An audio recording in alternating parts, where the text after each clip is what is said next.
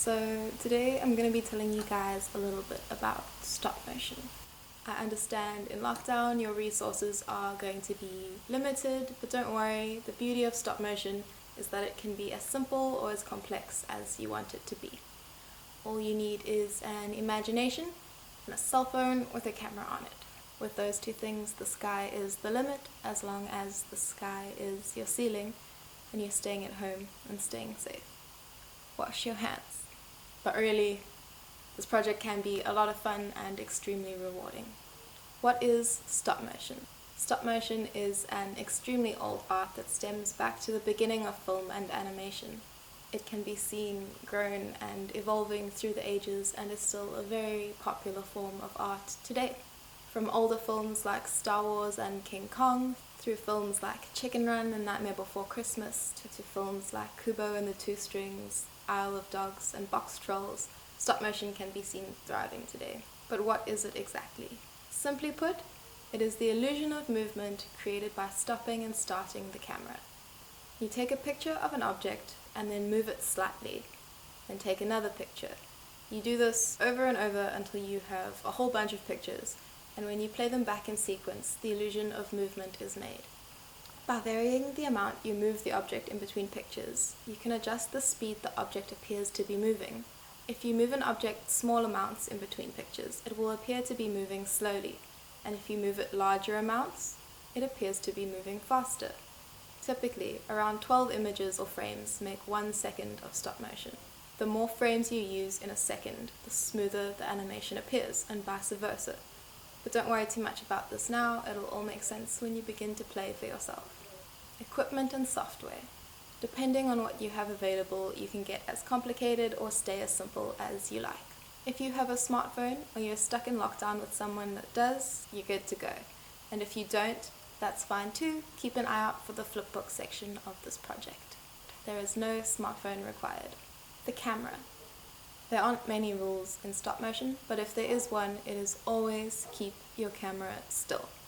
Whether you're using a cell phone or a laptop or a tablet or a digital camera, keep your device as still as possible throughout shooting. Typically, a tripod would be used to keep your camera in place, but in lockdown, you're gonna have to get creative.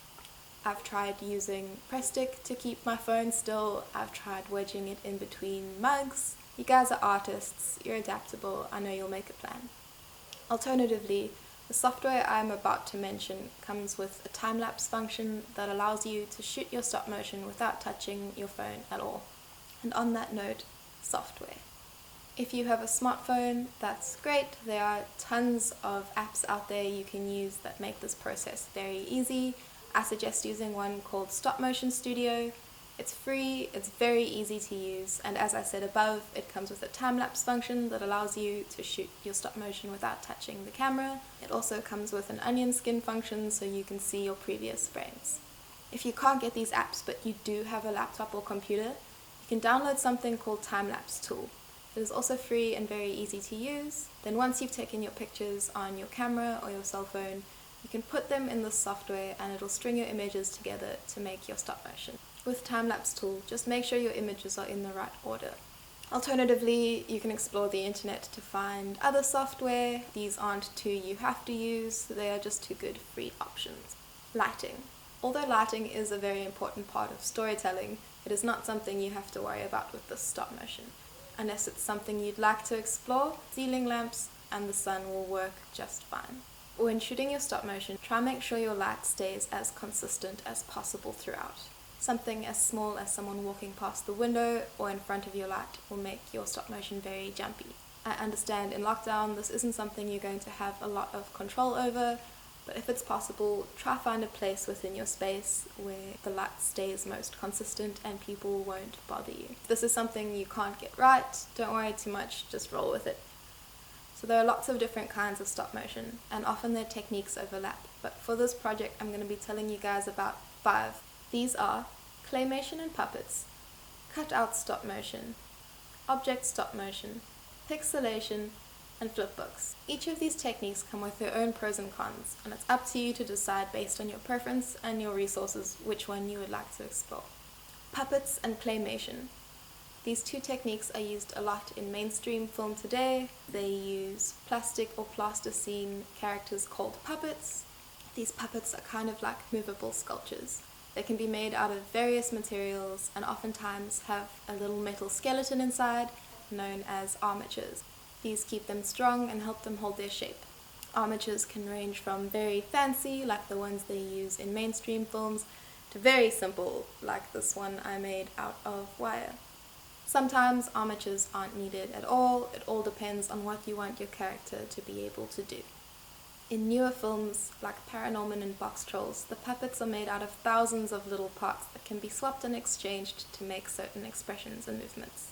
This definitely isn't the only way to do things though. In more classic films like Chicken Run, their puppets were sculpted out of a clay called plasticine over their armatures. Plasticine is a very soft clay that is easy to sculpt with, that is used in more traditional stop motions. If this is something you'd like to explore, a great lockdown alternative to plasticine is Play-Doh.